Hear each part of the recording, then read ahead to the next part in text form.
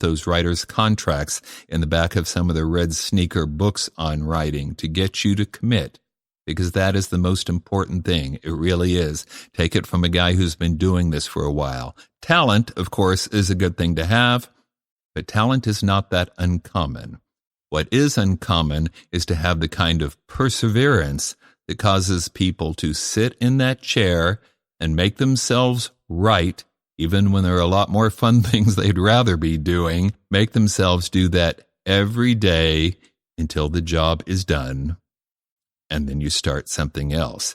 That's the red sneaker approach, and that, coupled with some of this originality and genre mashing, might be your ticket to success.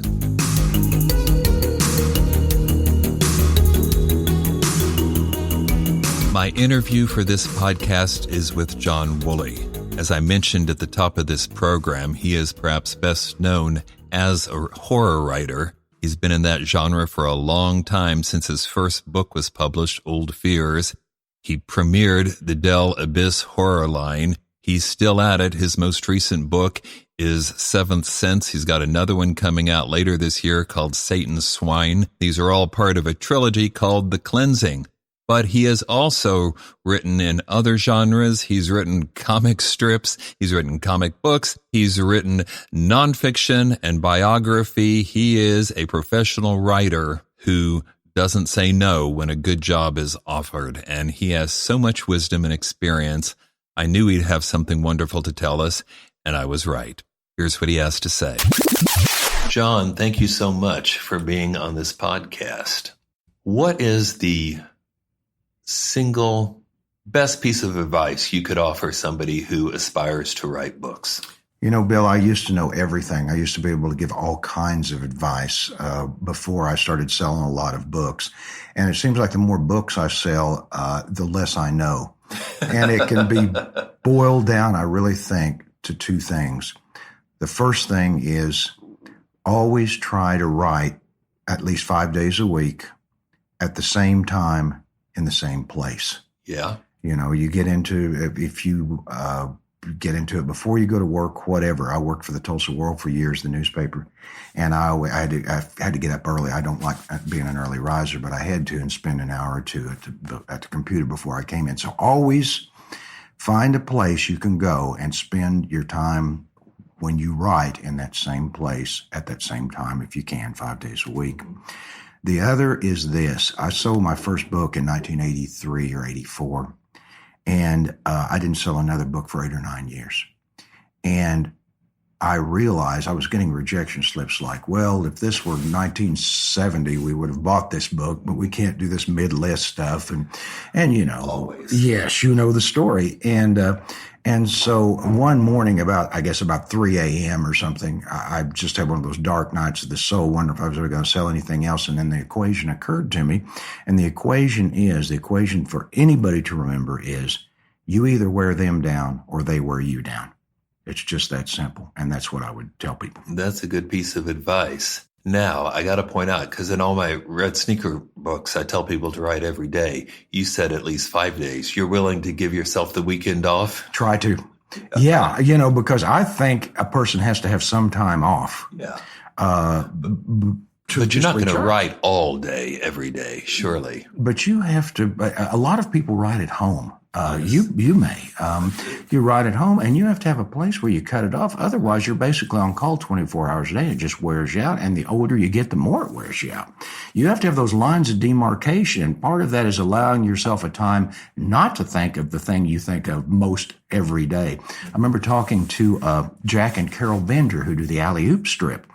And Carol was telling me, yeah, we go on vacation and we'll be driving through, I don't know, the Grand Canyon area, and I'll be back there writing continuity for Alley-Oop on my computer. And it's like, I don't know how you do it. I have to have a day or two off every week to be able to recharge and just not think about it. And then when you step in to that area that you've got set aside at that time, then you're back on track again. So that actually works better for you. I think it does. It recharges me. I mean, honestly, in my own case, take the weekend off when I'm in the middle of the book. Maybe not between, but right. I'll come back Monday and have trouble remembering what's even going on. I mean, thank goodness for the outline because man, no, that's pretty tough. One thing I've told my own children is, there's a lot of stuff I love about writing or other businesses that I run myself. But the downside is there's not a day off. There's not a morning I don't wake up and immediately think of something that I need to get done. Yeah. Well, you have to take some time off. It's psychologically, it seems to me, or eventually you just get completely. Now, I talked to Joe Lansdale the other day. I had a nice visit with Joe Lansdale, who's done quite well for himself. He says that he can sit there and be writing a story and have the phone right next to him, and he can pick up the phone and be talking to somebody and continue writing the story while he talks. Yes, that I couldn't do that. No one can do it, but yet there's somebody who seems to maybe be able to be there all the time because he doesn't have to have that line of demarcation between talking and writing or whatever. For me, I usually have to have Saturday and Sunday. Now, do you prefer to write at home or do you? I have a home office. Some kind of office. No, I have a home office. It's at home. Yeah, it's an upstairs office. So you are going to get interrupted. Well, when I go upstairs, I don't take my phone. You know what a Luddite I am. But there are other people in the house. Oh, yeah, but there's only one other. My sons are all grown and out. There's a dog, and there's my wife. And Janice is still working at school. She's a special ed, she was special ed director at our little hometown school for years, and now she works half-time. She never bothers me at all. When I'm working upstairs, it's completely detached from where we live and all of this. When I go upstairs, I know I'm going to work. Now, I prefer to work at home. I don't want to go anywhere and have to get dressed and all that kind of stuff. That's right. Until I'm ready. Right. But I know people, Philip Margolin, for one, great writer, who still gets up every morning and dresses and goes downtown in Portland and, it was his former law office. I don't think he practices much anymore, but he goes to the office and gets his cup of coffee and works the crossword and sits down and works on his book. Well, for some people, that's really important. I drove 50 miles an hour, 50 miles one way a day for 23 years to do my writing at the Tulsa World.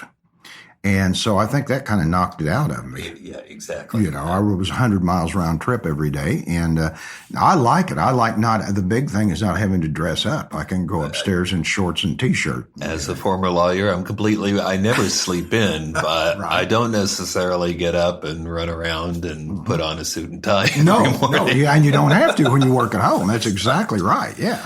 Now, you mentioned your first book in 83 or 84. Was that Old Fears? That was Old Fears. It was the first book that Ron Wolf and I did. Yeah. Now, that's a book that's had a long and interesting history. Oh, my. And I think people would learn a lot. Tell them the story of that book. Well, Ron Wolf and I, when I got out of the service in 73, I went back to school, which at the time was Central State University in Edmond, and Marilyn Harris, wonderful writer, was in charge of the writing program. And I started I have an undergraduate degree in biology, but I had the GI Bill then. And so I started taking writing classes and eventually got a master's in writing. Well, I started finding people in that class, as you do, just as at the Red Sneaker Conference, people find each other and their relationship has a life outside the conference and they do things. And maybe they get writers groups together, and that's what I did. Well, one of the people that ended up in the writers group was brought in by somebody else whose name was Ron Wolf. He was a writer for the Oklahoma City Times. And I was getting ready to move and leave in the late 70s, and we were friends, and we had actually tried to write together before we tried to write greeting cards. Now, Ron is the one who wrote the greeting card that says, if you open this card quickly enough, the frog inside turns into a $10 bill, and then you open it and it's got that frog on the spring. That was Ron's creation. We wrote stuff. It doesn't get royalties. Oh, no. It was definitely work for hire. And so we decided it would be great to try and write some greeting cards together. And it was awful, Bill. We could have mailed them and just stood there with a catcher's mitt. They came back so fast. And at the end of it, we weren't even trying. We were doing stuff like, this year, celebrate your birthday like the wise old owl. and you open up the card and it says, go home and throw up a mouse. So we knew that we weren't going to do that. So we decided, of course, to sell a book. I just got to say, you were the first greeting card writer I have ever interviewed. So anyway, please continue. We decided we were going to do that. We did so well with that, we just go ahead and try and write a book. And Ron always says, instead of writing back and forth, which this was the pre-computer era, we just decided to start sending chapters of a novel back and forth. We had outlined it together and just broken up who wanted to take what. And we took that, and it sold actually at auction. After we finished it, we got an agent through Darcy O'Brien, whom you remember, and we sold it at auction in New York. And I believe, am I thinking right when I say it was $15,000? I think that's right, which was a lot of money. That would be a ton of money in advance at that time. That's right. And that thing has had such a life. Tell everybody about that. So it came out, it ran its course, but that wasn't the end of the story. No, that wasn't the end of the story. And I'll tell you, it went to paperback through Berkeley. It was published by Franklin Watts, no longer around in hardcover, went to paperback in Berkeley. And then the Franklin Watts books didn't quite sell as much as they wanted. And there's nothing like the old Publisher Central Bureau. Yes. You used to send out those books. I used to love to buy those books. What'll cure you of loving to buy those books is seeing your own book on it. We were in the summer fiction bonanza. It was $13.95, now $149 or something. So, but regardless of that, we were optioned by Wes Craven. The book was optioned by Wes Craven. And, matter of fact, I still have the Hollywood Reporter article says it was going to be his next film. That never happened. But then when he let it go, Paramount bought it as a vehicle for Jack Shoulder, the director who did The Hidden. I think he would go on to do The Hidden, to done the second Nightmare on Elm Street. Then it went into turnaround hell, and it just sort of kept going, and then somebody else optioned it. And the thing about it is, and then when you started your publishing company in 1999, that was one of the three books that you republished, and we found a new life that way. And about 3 weeks ago, I heard from somebody from the William Morris, they call it Endeavor now, I think, rather than agency. Well, they acquired Endeavor to beef up. Oh, is that what it was? Oh, okay. Well, he said he was with William Morris Endeavor and wanted to know if the TV and movie rights were still available. Wow. And that's 35 years after that book came out. But what that tells me, what I already know because I've read it, is that book has legs because it's touching something really kind of primal or instinctive. Right. The story is about a guy who returns to a little town where he spent his summers as a kid, and it was kind of his formative summers, and all of the things he was afraid of in those days come true. It's a very high concept book, and when I talk to writers, one of the things I'd like to ask them is, can your book be summarized like in one sentence? And if it can, then, you can, it's high concept, and people have a tendency more to maybe want that or look at, because people maybe who haven't read your book. The other book I've had option was the one you also published, was A Wash in the Blood, has had an option. And because I can just say vampire televangelist, people know exactly what I'm talking about. That's high concept. Yeah, that's high concept. That's right. And yet it's a book that ultimately, it sounds like it's going to be all cynical and whatnot, but it isn't at all. It ends up being really very warm and spiritual, especially for a vampire book. Yeah, which is probably why it didn't sell very well. When all the vampires stuff started coming out, my wife, Janice, said, gosh, your vampire book is great. All this vampire stuff's coming out. It just wasn't the same. It wasn't. Yeah, you forgot to put in the hunky teenagers who sparkle when they go outside. No, that's exactly right. Next time around, that's what I'm going to do. Okay, you've done so. If there's a form of writing you haven't done, I don't know what it is. You've done books, all kinds of novels, different genres. You've done comic books. You've done screenplays. Mm-hmm. You've done stage plays. Mm-hmm. Mm-hmm. Do you have a favorite amongst all that? Boy, I don't know.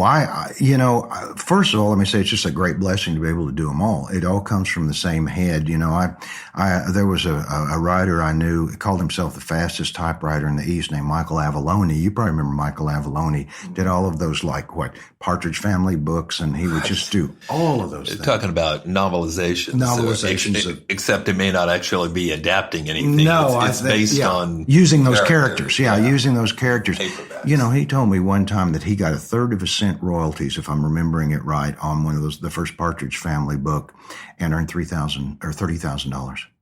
1/3 of a cent royalty per copy? Per book. And that's how those things